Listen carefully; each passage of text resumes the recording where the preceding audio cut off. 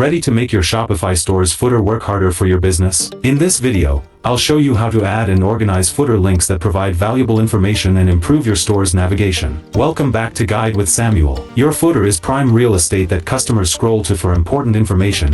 It's where they look for policies, contact details, and additional resources. Let's transform yours from basic to brilliant. First, navigate to your Shopify admin and go to Online Store Navigation. Look for the footer menu.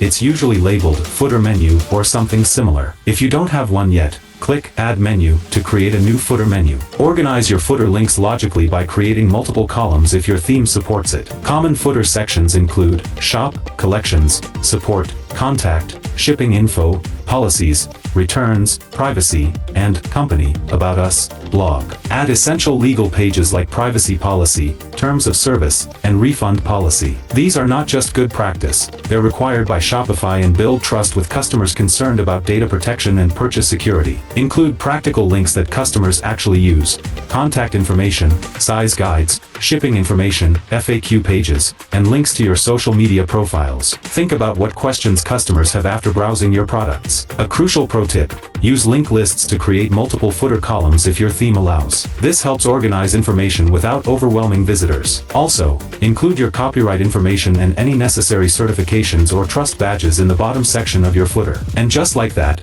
you've transformed your footer into a helpful resource center. A well-organized footer reduces customer service inquiries and makes your store appear more professional and trustworthy. If this guide helped you create a more functional footer, please give it a like. What's the most useful link you've added to your footer? Share your best footer tips in the comments below. To take your content creation to the next level, subscribe for our next video on how to create a landing page in Shopify. Thanks for watching.